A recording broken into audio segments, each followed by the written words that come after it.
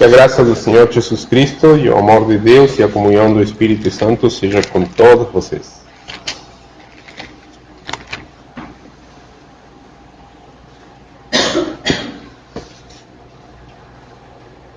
És tu?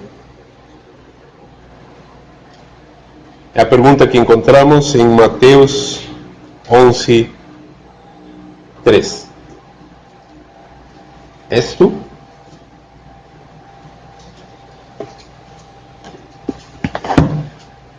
A pergunta feita por ninguém outro do que João o Batista.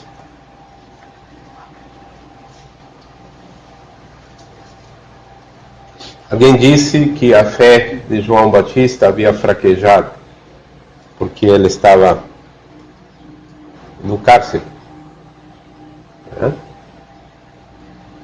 O próprio Senhor Jesus nos diz que ninguém nascido de mulher, de maneira natural, é maior do que João Batista.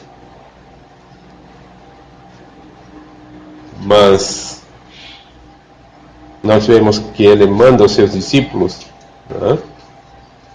versículo 2 de Mateus 11, João Batista, ouvindo no cárcere falar dos feitos de Jesus, enviou 2 dos seus discípulos a dizer-lhe: és tu aquele que havia de vir, ou esperamos outro?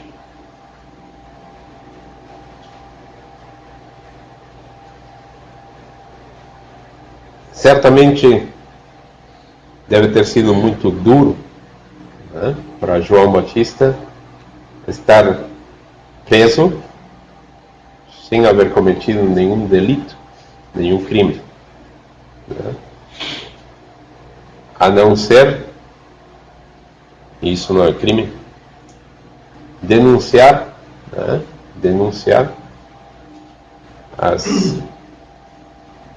os erros e pecados, começando desde o rei.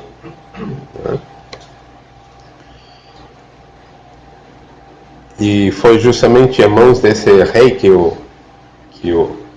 colocou na prisão que ele acabou sendo decapitado. Nós sabemos a história de João o Batista. Isto vai totalmente contrário ao dito evangelho da nossa época, onde se afirma dos púlpitos que aquele que crê em Jesus Cristo tem de aqui para frente uma vida de prosperidade. Quando nós vemos os verdadeiros servos de Deus, na própria palavra de Deus, não tiveram em absoluto nenhuma prosperidade, muito pelo contrário, perderam absolutamente tudo e perderam até as suas próprias vidas.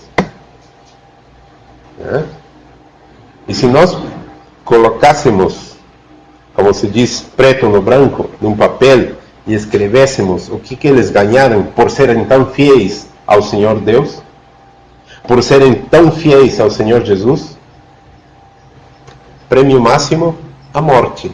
Prêmio máximo, tortura. Prêmio máximo, nada de bom. Fisicamente. Tanto que no livro de Hebreus nós lemos isto. Homens dos quais o mundo não era digno. Mas aí nos diz o que eles sofreram. Vamos usar essa linguagem um tanto sarcástica. O que eles ganharam por ser fiéis ao Senhor Deus? Ganharam viver em cavernas, a palavra diz, nos antros da terra, seminus, se escondendo, comendo coisas que a grande maioria da população foram martirizados, diz aí, cerrados ao meio, né? Homens dos quais o mundo não era digno. E é nesse instante, quando João o Batista está na prisão, que ele restua aquele que havia de vir. Por quê? Ele aparentemente fraqueja na sua fé, né?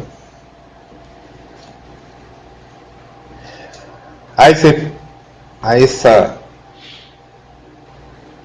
aparente fraqueza, talvez porque na mentalidade judaica, né, antes do Senhor Jesus enfrentar o Calvário, a mentalidade deles era de um Messias, isto é, de um enviado de Deus, né, que havia de vir e reverter a situação. E qual era a situação dos judeus na época do Senhor Jesus? Eles estavam debaixo da bota romana. Assim como o Iraque e Afeganistão, nesse instante, estão debaixo da bota fedorenta dos Estados Unidos, né? Assim também os judeus daquela época estavam debaixo da bota do Império Romano, dos Césares, né? E eles todos estavam esperando que aquele Messias, que as Escrituras, e eles conheciam as Escrituras do Antigo Testamento, que aquele Messias haveria de vir a libertá-los dessa escravidão a que estavam submetidos, né? Então, dentro desse contexto, se entende, poxa, o Messias chegou, será que é ele? E aí João manda seus discípulos, né? És tu? Responde, és tu ou não? E a passagem que nós temos lido aí em Mateus 11, o Senhor Jesus, respondendo, disse-lhe, versículo 4 e versículo 5. Né? Ide e anunciai a João as coisas que ouvis e vedes. O quê?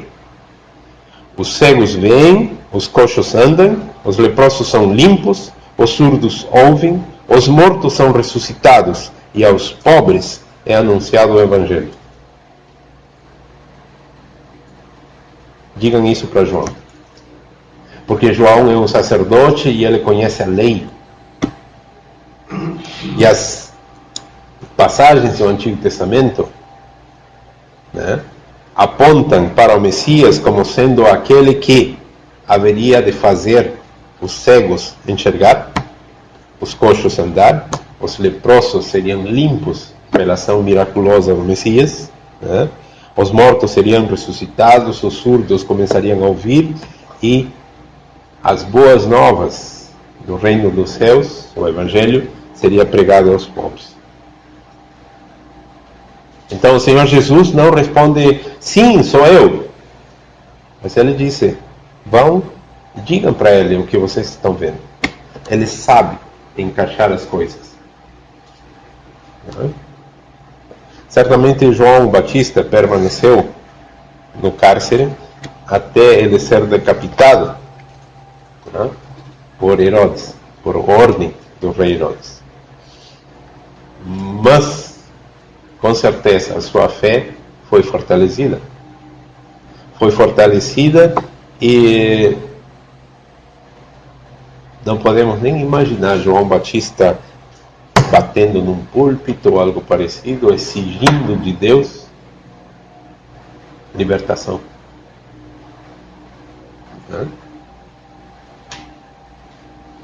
Assim como João Batista, o apóstolo Paulo também foi injustamente, ilegalmente preso. Nós sabemos disso, no processo do apóstolo Paulo. Mas nós não percebemos o apóstolo Paulo, né, se questionando. Por quê? Porque o apóstolo Paulo é depois do Senhor Jesus ter enfrentado a morte na cruz. Se observamos, João Batista é antes do Senhor Jesus ter enfrentado a morte. Ele nem sequer chegou a saber que o Senhor Jesus morreu na cruz do Calvário. Foi no meio, mais ou menos, do ministério de João Batista, do ministério do Senhor Jesus, que João Batista foi decapitado. Então ele nem chegou a saber isso. Literalmente ele pertence aos profetas do Antigo Testamento. Já o apóstolo Paulo não. Ele conheceu a vida, sabia a vida, como o Senhor Jesus foi sacrificado na cruz do Calvário, derramou seu sangue, sabia exatamente todas essas coisas. Então, quando Saulo de Tarso é transformado por esse mesmo Senhor, ao qual ele, sem saber, estava perseguindo, o apóstolo Paulo, de aí para frente conhecido assim, ele em nenhum momento chega a valorizar a sua vida acima do seu amor a Deus. Muito pelo contrário. Ele afirma, para mim o viver é Cristo. E o morrer é lucro, é ganho. Nas novas Bíblias nos mostram que isso não é assim, né? O morrer é um desespero, uma desgraça, tanto que para o próprio Deus é um pesar. As Bíblias falsas mostram isso. Deus tendo pesar da morte dos seus santos. A Bíblia verdadeira nos mostra o contrário. A morte para o cristão não é o final, mas é o início da sua vida já para sempre com Deus.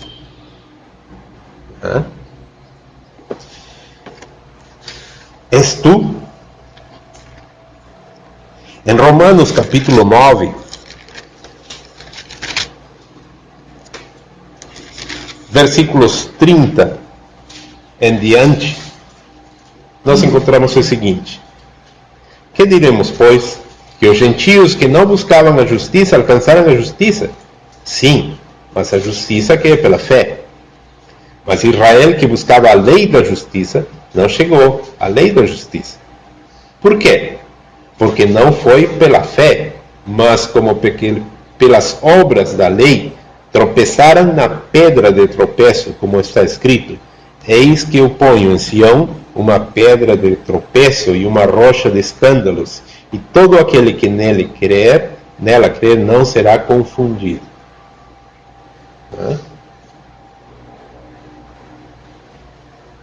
O Senhor Jesus foi colocado então no meio de Israel, no povo de Israel, para ser exatamente isto que está aqui em Romanos 9:33. Eis que ponho em Sião uma pedra de tropeço e uma rocha de escândalo.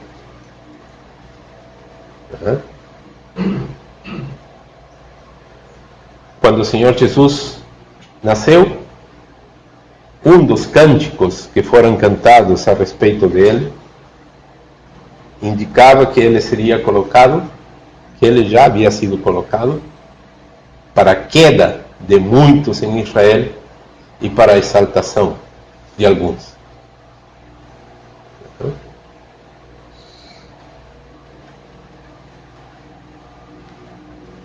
Porque o povo ao qual as promessas foram dadas é um povo que se fechou, rejeitou, e 2000 anos depois continua rejeitando ao Messias.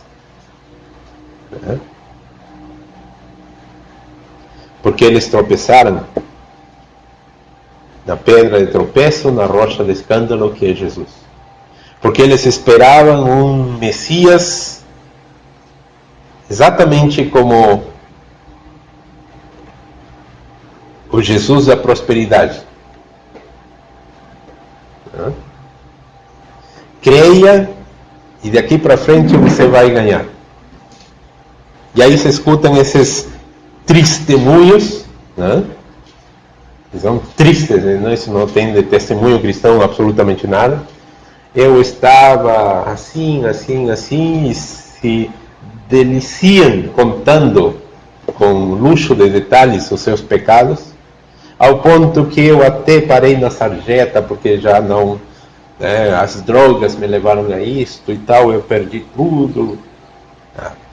Mas um dia entrei nessa igreja e, aleluia, glória a Deus, agora eu tenho uma casa com piscina, uma casa de 3 andares, 3, 4 carros na garagem, e aí se aproveitam disto para dizer para as pessoas, tá vendo, você também quer? E quem não quer uma casa com 3 andares, com piscina, com 3, 4 carros na garagem, importados? Quem não quer? E aí se aproveitam disso para pegar os incautos. Aqueles que levantam imediatamente a mão dizendo, eu quero, eu quero.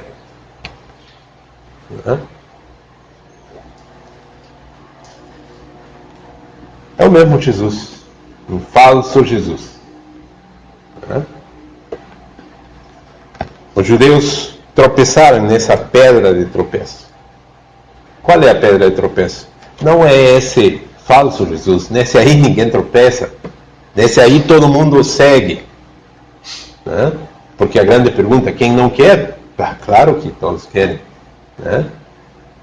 Mas o verdadeiro Jesus é uma pedra de tropeço. Porque o verdadeiro Jesus diz para a pessoa, toma a tua cruz, nega-te a ti mesmo.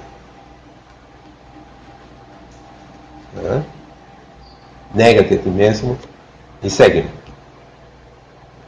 O verdadeiro Jesus não iludiu ninguém, não prometeu riquezas para ninguém. O verdadeiro Jesus disse daqui para frente, por ser meu discípulo, tu vais sofrer, talvez, as mesmas coisas que eu sofri.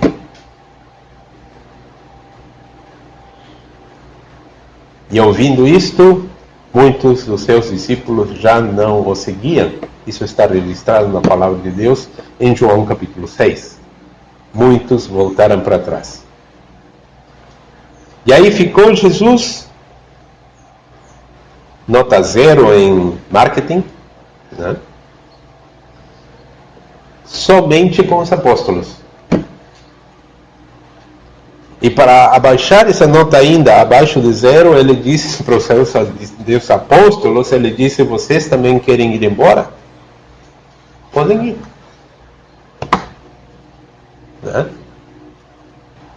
E aí onde vem a famosa resposta do apóstolo Pedro, em João 6,69.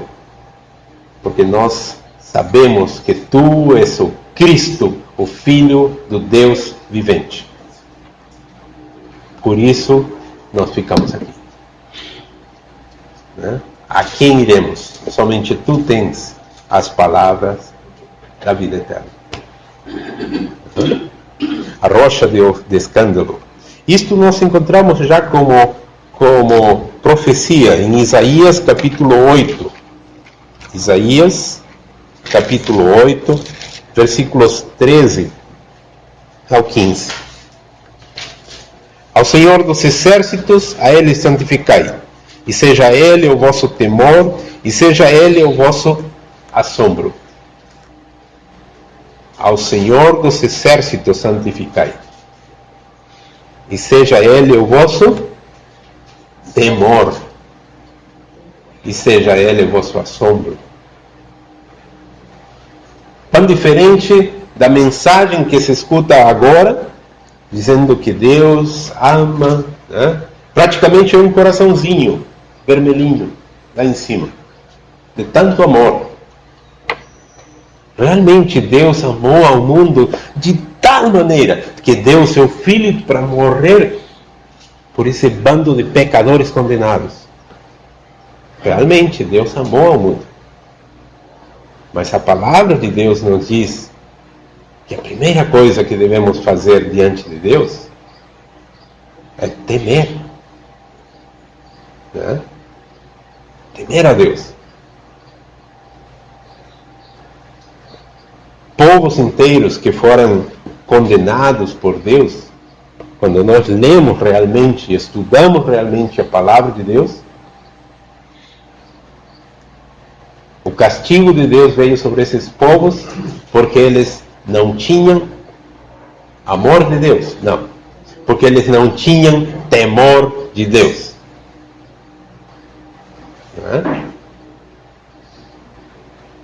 E se nós fôssemos atrás das pessoas ao nosso redor, todas elas vão afirmar que elas têm amor de Deus. Mas com pouquíssimas pessoas, ou talvez ninguém, vai responder que ela teme a Deus.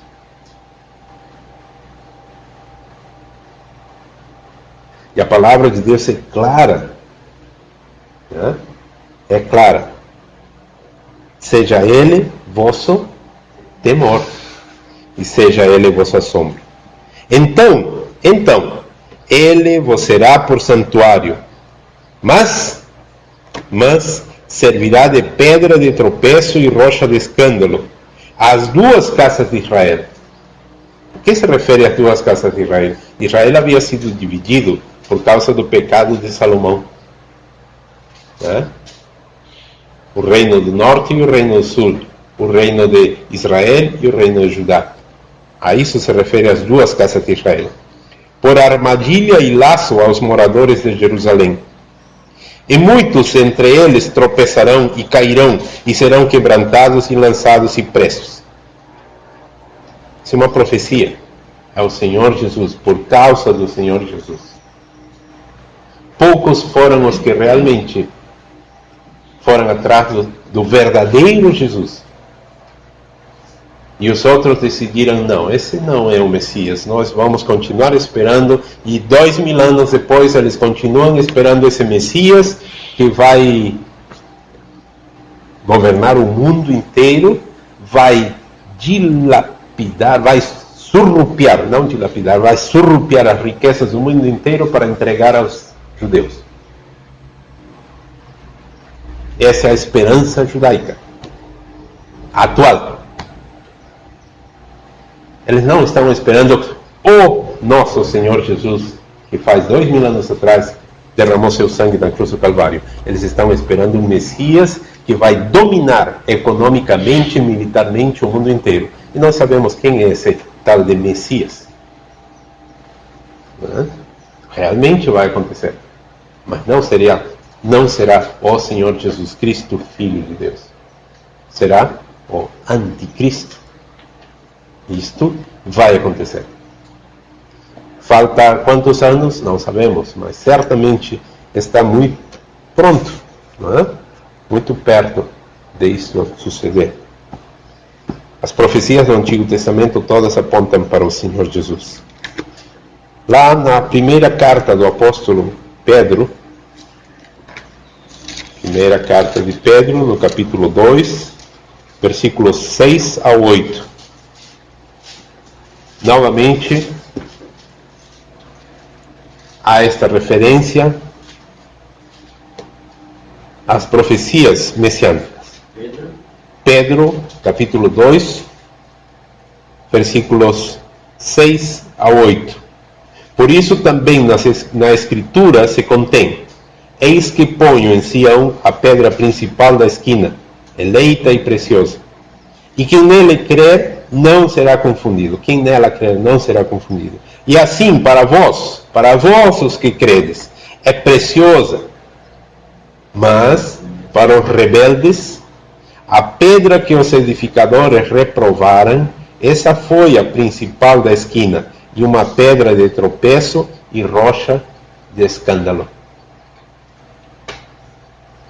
Até hoje, esses tais edificadores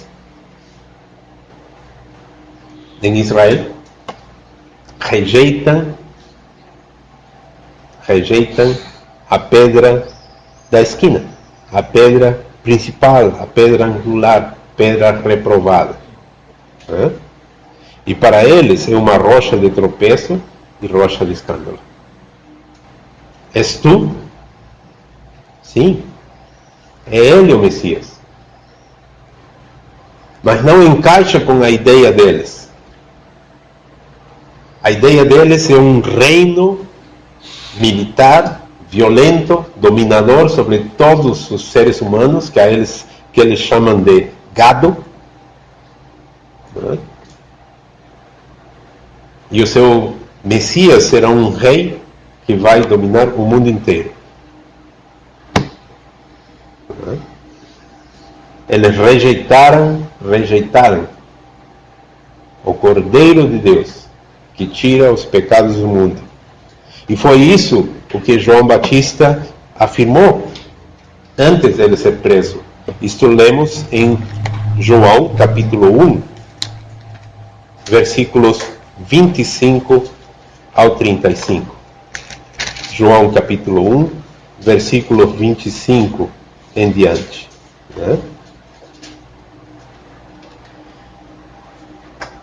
E perguntaram-lhe e disseram-lhe a João Batista: por que batizas, pois, se tu não és o Cristo, nem Elias, nem o profeta? João respondeu, dizendo-lhes: eu batizo com água, mas no meio de vós está um a quem vós não conheceis. Este é aquele que vem após mim, que antes de mim, do qual eu não sou digno de desatar a correia da alparca. Estas coisas aconteceram em Betânia, do outro lado do Jordão, onde João estava batizando. No dia seguinte, João viu a Jesus que vinha para ele e disse: eis o Cordeiro de Deus que tira o pecado do mundo. Este é daquele de quem eu disse: após mim vem um homem que é antes de mim, porque foi primeiro do que eu. E eu não o conhecia, mas para que ele fosse manifesto a Israel, vim eu, por isso, batizando com água. E João testificou, dizendo: eu vi o Espírito descer do céu como pomba e repousar sobre ele. E eu não o conhecia, mas o que me mandou a batizar com água, esse me disse: sobre aquele que vires descer o Espírito e sobre ele repousar, esse é o que batiza com o Espírito Santo. E eu vi e tenho testificado que este é o Filho de Deus. Só que isto aqui aconteceu antes dele ser preso. Talvez João Batista também tinha essa ideia judaica. Ele era um sacerdote judeu e esperava ver o seu país livre da dominação do Império Romano.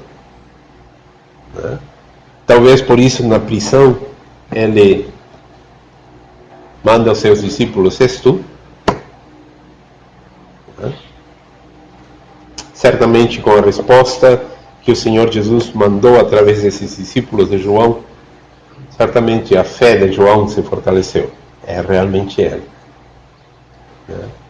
Porque ninguém poderia fazer essas obras se não for pela mão de Deus.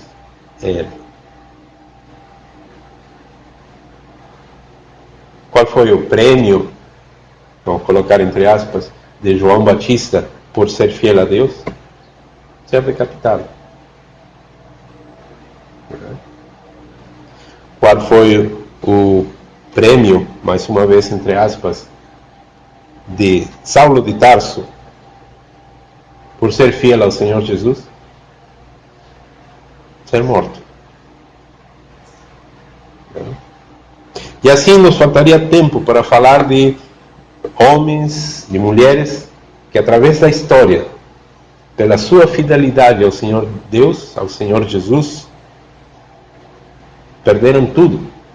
Não somente as posses materiais, mas também perderam até a própria vida.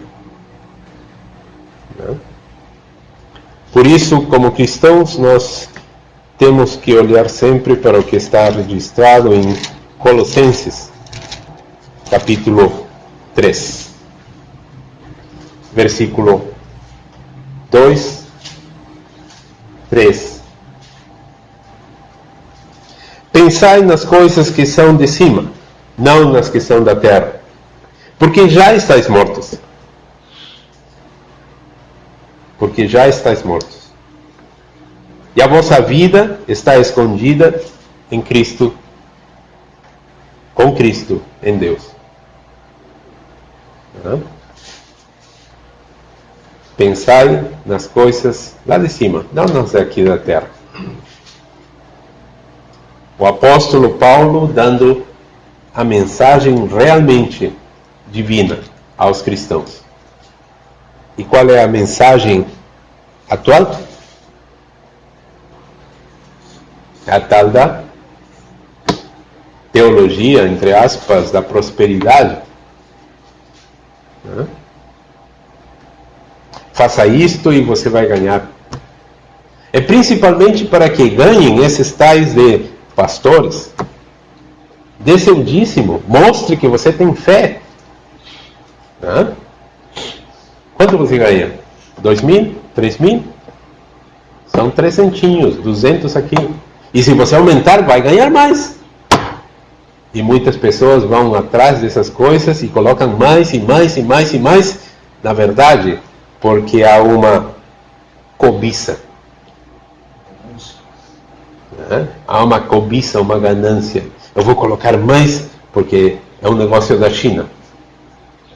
É um negócio da China. Eu coloco aqui e vou ganhar mais. Passou-se mais um mês e não ganhei. Alguma coisa. Eu vou aumentar. E nessa loucura, é um círculo vicioso que alimenta não a esses pobres coitados, mas alimenta aos líderes religiosos. Mas a palavra de Deus é completamente diferente a isto e nos diz: pensai nas coisas lá de cima. Vocês já estão mortos. Pensem nas coisas lá de cima. O Senhor Jesus é a pedra de tropeço. O verdadeiro Senhor Jesus é a pedra de tropeço. E esse falso Jesus que está ao nosso redor, sendo pregado através da rádio, televisão, jornais e em qualquer lugar, é um falso Jesus.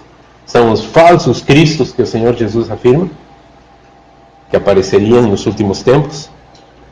Eles são não pedra de tropeço, eles são pedra de amuleto. Antigamente as pessoas carregavam assim no seu chaveiro uma patinha de coelho, lembra? Hoje não se vê mais. Não tem mais isso. Não tem mais esses amuletos. Agora esse amuleto é esse tal de Jesus que está por aí, pronto para abençoar todos, desde que cumpram as suas obrigações. E as suas obrigações são dízimos e ofertas polpudas. Enquanto mais polpudas, mais a expectativa de ganhar. É uma loteria. Você compra um bilhete da loteria, tem uma chance entre não sei quantos milhões. Mas se você gastar todo o seu dinheiro comprando vários números, aumentaram as chances.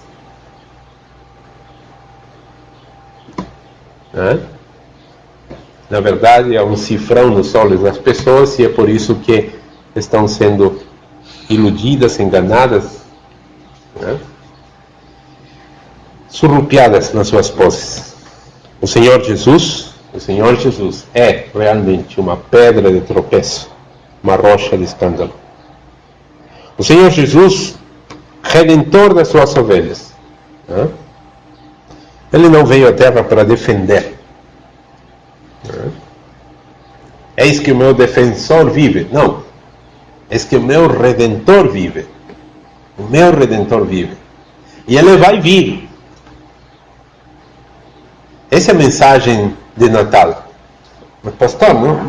Natal, Jesus, nós não estamos olhando para o fato. Esse é um fato. Jesus nasceu. Esse é um fato. Jesus morreu na cruz do Calvário. Mensagem da Páscoa. Esse é um fato. Jesus ressuscitou. Esse é um fato. O seguinte fato que nós estamos esperando é: o Senhor Jesus vai voltar. E dessa vez ele vai voltar para ser juiz de vivos e mortos. E atualmente a mensagem que a igreja cristã deveria pregar é essa: arrependa-se dos seus pecados enquanto há tempo.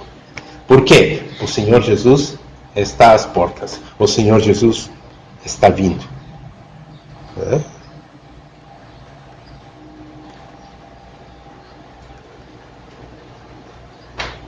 quais são esses falsos cristos? Os falsos cristos são todos aqueles que estão sendo pregados de púlpitos. As palavras são as mesmas: Deus Pai, Jesus Cristo, Espírito Santo. Usam Bíblia, não a verdadeira Bíblia. Enquanto mais simplificada, melhor, né? Tentam explicar, tentam simplificar a palavra para que todos a entendam, né? Mas se nós vermos aí na passagem de Mateus, no capítulo 13, né?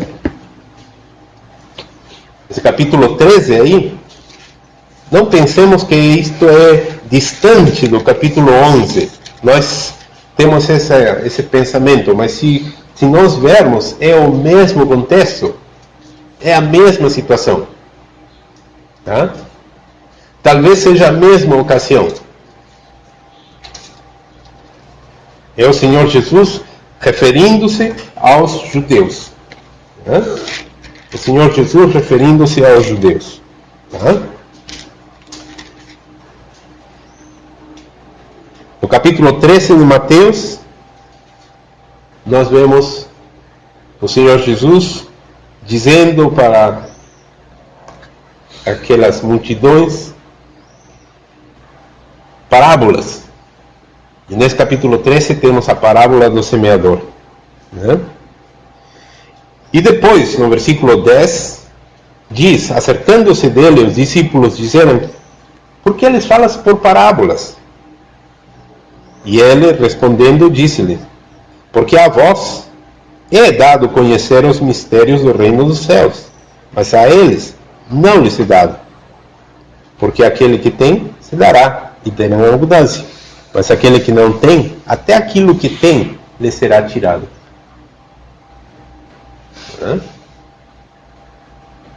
Ao verdadeiro cristão, Deus dá e dá em abundância. O que? Conhecimento. Conhecimento.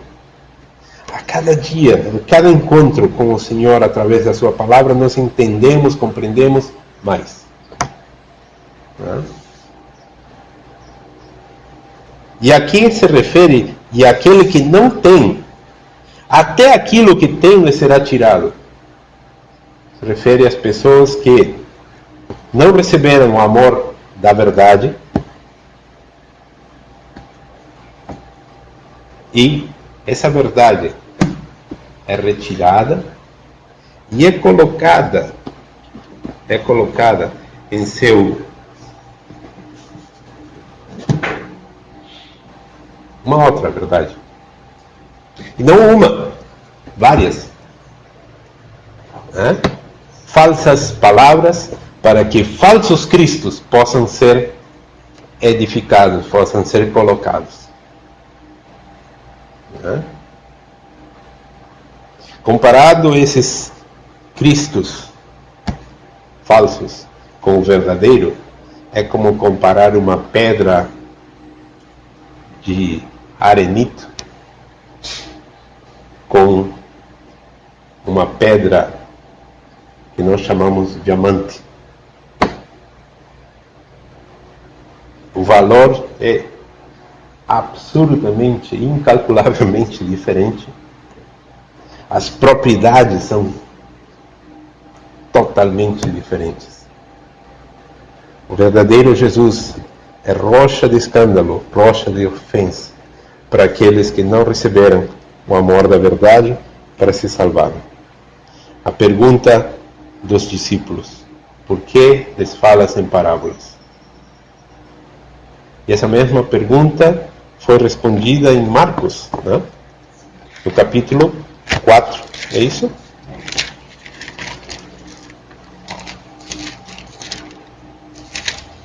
E aí nessa passagem, no capítulo 4, o Senhor Jesus responde-lhes: a vos é dado saber os mistérios do reino de Deus, mas aos que estão de fora, todas estas coisas se dizem por parábolas. Versículo 12, todos juntos. Para que vendo vejam e não percebam, e ouvindo ouçam e não entendam, para que não se convertam e lhes sejam perdoados seus pecados. Se o próprio Senhor Jesus colocou isto de maneira aberta e ao mesmo tempo velada. Por que essa tentativa de atuais doutores de simplificar a palavra de Deus na aparente vontade tão boa de que todos entendam? Se o próprio Senhor Jesus disse que ele estava falando por parábolas, especialmente por parábolas, né? Por quê? Porque o Senhor Jesus, o verdadeiro Senhor Jesus, é uma pedra de escândalo e rocha de ofensa.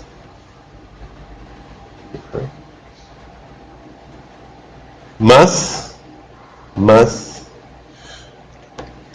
repetindo o que encontramos em Pedro, né? Capítulo 2,